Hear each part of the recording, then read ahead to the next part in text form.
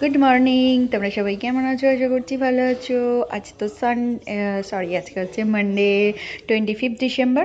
তো সকাল সকাল আমি ওপরের কাজকর্ম সেরে চলে এসেছি নিচের পুজোটা করতে। এবার হচ্ছে সারাদিনের তো অনেক কিছু করার প্ল্যান ছিল, অনেক জায়গায় ঘুরতে যাওয়ার মনটা করে, কিন্তু সবসময় তো যেতে পারি না, যাওয়া হয়ে ওঠে না। আগে আগে হয়তো 25 ডিসেম্বর নিকো পার্কে যেতাম, তারপরে হয়তো মিউজিয়াম যেতাম, নাহলে অ্যাটলিস্ট চিড়িয়াখানাতেও যেতাম। কিন্তু এখন এই সংসারের চাঁতাকলের মধ্যে ঢুকে এখন চিন্তা হয় সবসময় যে বাবার পরীক্ষা কবে, বাবার পরীক্ষার ডেটটা কবে, বারবার খুলে খুলে দেখি।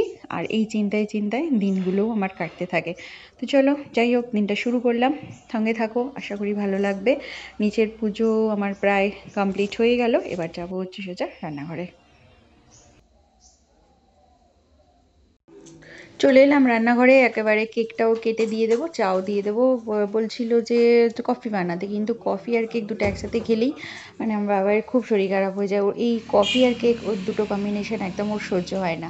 আর দেখো এখানে গাছ কাটতে এসেছে, গাছের ডালগুলো এত বড় বড় হয়ে গেছে, পাতাগুলো উড়ে না সমস্ত ড্রেনে পড়ে। ড্রেন পরিষ্কার করতে খুব অসুবিধা হয়, জল জমে গেলে কীরকম নোংরা হয় না, ওর জন্য গাছের ডালগুলো কেটে দিচ্ছে আজকে। তো হয়ে গেল মোটামুটি কাজকর্ম আমার সবই ভিতরের কাজের। এবার চলে এসেছি রান্নাঘরে। এবার এখানে তো আজকে সারাটা দিন থাকতে হবে। তো আজকে টিফিনে হচ্ছে লুচি আর শীতের স্পেশাল মটরশুঁটি দিয়ে আলুর দম। চলো আগে টিফিনটা বানিয়ে নিই। টিফিনটা বানিয়ে নিয়ে তারপরে তো খাওয়া দাওয়া সবই আছে। এই যে আলুর দম।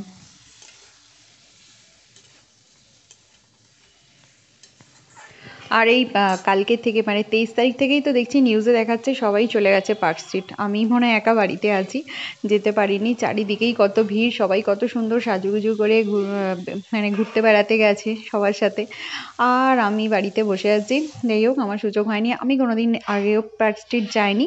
আর এখন তো কথা বাদই দাও, জানি না ওখানে কি হয়। তো রাস্তাটাই খুব সুন্দর আলো দিয়ে সাজায়, সেটাই তো দেখতে পাই শুধু।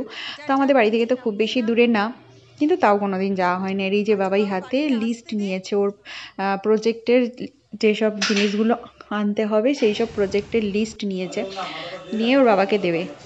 বাবা কোথায় বাইরে গলা শুনতে পেয়েছে। তো যাই হোক, চলো রান্না করছি। জামাইবাবু এসেছে, জামাইবাবু গল্প করছে আমার সাথে, আমাদের সবার সাথে, ওর বাবার সাথেও করছে। দেখি আজকে কি কি রান্না হয়। সঙ্গে থাকো, নিশ্চয়ই তোমাদের সাথে পুরোটাই শেয়ার করব। ভাবছি, ওর বাবা বলছে আজকে বিকেলে একটু পালং পনির করবে, সেজন্য সমস্ত কিছুই নিয়ে এসেছে।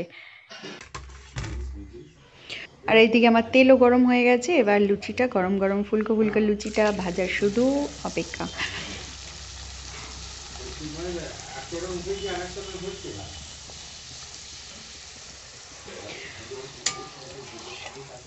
তো এই যে আমার লুচি ভাজা শুরু হয়ে গেল।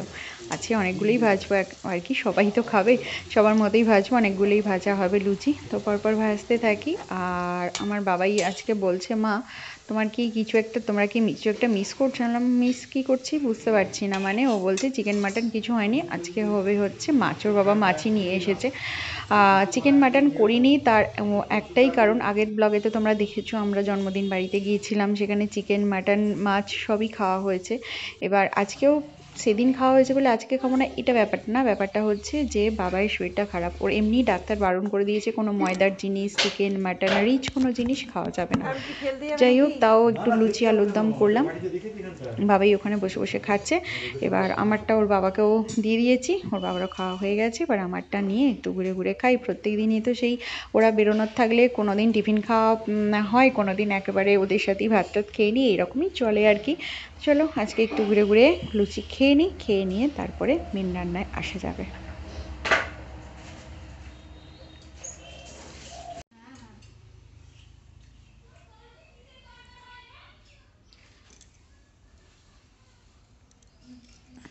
ওই দাদাকে কেকটা দিয়ে দাঁড়া। দুটোই তোর নয়?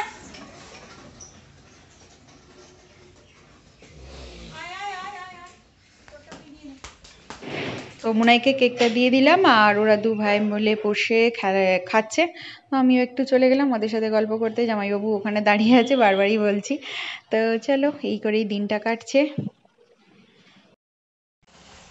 Good morning.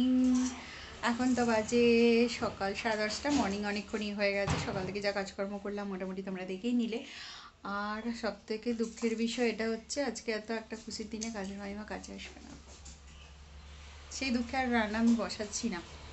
বলছি যে ও রান্না তখন সারাদিনই করতে হবে, কাজ করতে হবে, মাথাটা একটু ঠান্ডা রাখার চেষ্টা করছি, বলছি মাথা ঠান্ডা এই ভাবছি, ভেবে ভেবে বলছি যে এখন আর রান্নায় বসবো না, এখন একটু ঘুরে নিই, একটু ওরা আছে ওদের সাথে একটু গল্প করে নিই, ওরা খাচ্ছে তোমরা তো দেখলি, তো আমাদের তো টিফিন কী খেলাম সেটাও তো দেখিয়ে দিলাম। তো এবার আস্তে আস্তে রান্না বসাবো, জামাইবাবু এসেছে একটু কথা বলছি, তো একটু ফ্রি হয়ে নিই আগে, মানে হঠাৎ করে শুনেছি কাজের মাইমা কাজে আসবে না, তো যা হয় আর কি ব্যাপারটা। চলো ঘুরে আসি তারপরে রান্না বসবো। ওরম করে ডিশ নিয়ে কি খেলছিস রে? তুই দিয়ে দেখ বাবা, এই ডিশটাতে আমি এক্ষুনি কপি তরকারি রাখবো, এক্ষুনি।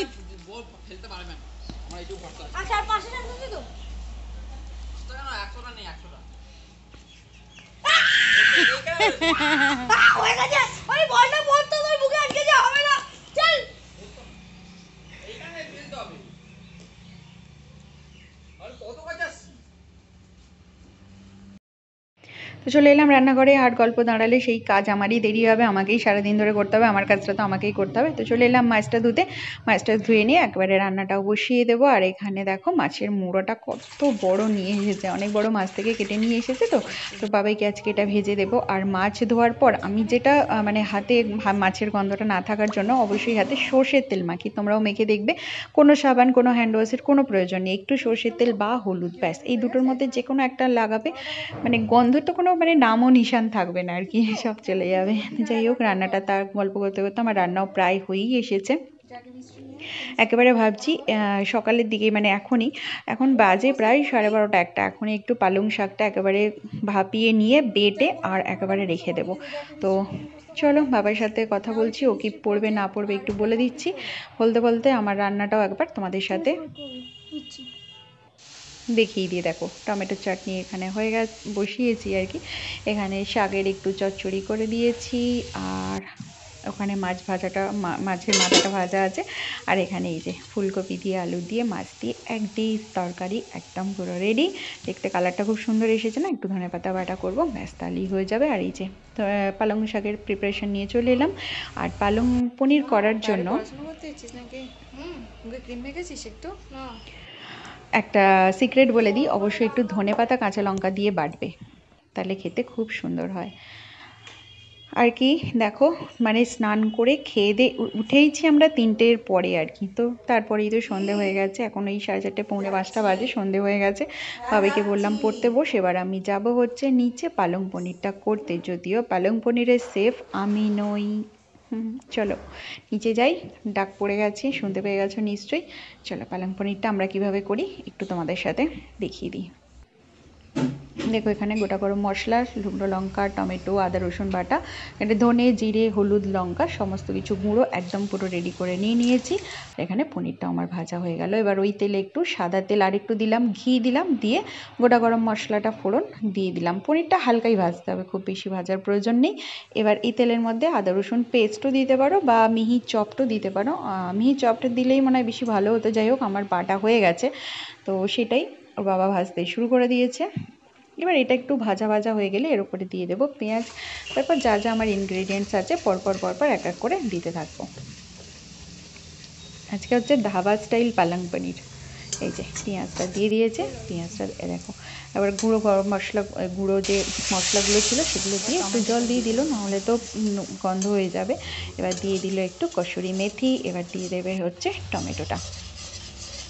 টমেটো দেওয়া হয়ে গেল, কালারটা খুব সুন্দর এসেছে না, টমেটো দিয়ে একটু চাপা তো দিতেই হবে এখনকার টমেটোটা একটু নরম হয়ে গেলে তারপর এক এক করে টক দই আছে দেবে। চলো আগে একটু চাপা দিয়ে দিই। যে টক দই দেওয়াটা দেখানো হলো না, তো টক দইটা ফেটিয়ে আমি রেখেছিলাম, টক দইটা একেবারে দিয়ে দিলাম। ও কালারটা জাস্ট ব্যাস হয়ে গেল, মশলা রেডি। এবার এর ওপর থেকে দিয়ে দিতে হবে আমি যে পালং শাক, ধনেপাতা, কাঁচা লঙ্কা একসাথে বেটে রেখেছিলাম, সেটা এবার এর মধ্যে দিয়ে দেবো। কালারটা এবার দেখো ডিমের, ও ফ্রেশ ক্রিমটা দিয়ে দিতে বলছে, সরি হ্যাঁ আমি তো রান্না করিনি, পরপর মনে নেই। চলো ফ্রেশ ক্রিমটা দিয়ে দিই। ব্যাস ব্যাস আর নয়। দাঁড়াও, এটা পড়ছে, এটা পড়ে যাক। দাও, এই পালং পালং করো।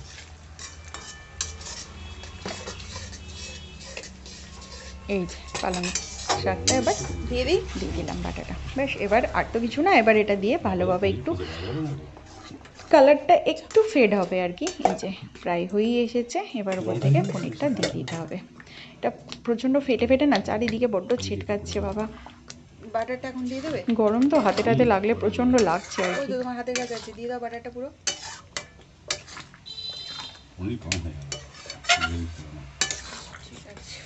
এবার উপর থেকে একটু বাটার আর একটু ফ্রেশ ক্রিম দিয়ে নামিয়ে নিলে আর নেড়ো না হয়ে গেল পালং পনির।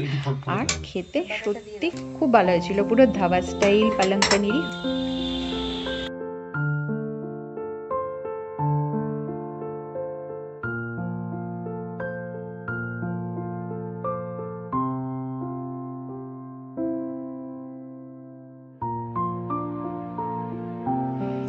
একদম পালং পনির আমাদের পুরো রেডি। একটু দিদিভাইদের দিয়ে আসি আর একটু আমাদের রাখি। আর এখানে একবারে রুটিটাও করে নিলাম, করে নিয়ে এবার যাবো হচ্ছে বাবাইকে একটু পড়াতে। সারাদিন তো এরকমভাবেই চললো, চলতে চলতে এখন কটা বাজে, 9:45 বেজেই গেল। চলো এবার সবার জন্য খাবার নিয়ে আসি, যেহেতু মানে আজকে একটু স্পেশাল রান্না, তো সবার একটু খাবারটা খিদেটা একটু বেশি পায়, বুঝতেই তো পারো। চলো নিচ থেকে খাবারটা নিয়ে আসি। বাবি অনেকক্ষণ থেকেই বলছে মা খিদে পেয়েছে। আমি বলছি দাঁড়া, খেতে দেবো, সময় হলে তো খাবি। আর এই যে খাবার নিয়ে চলে এসেছি, গুড় আর পালং পনির আর রুটি।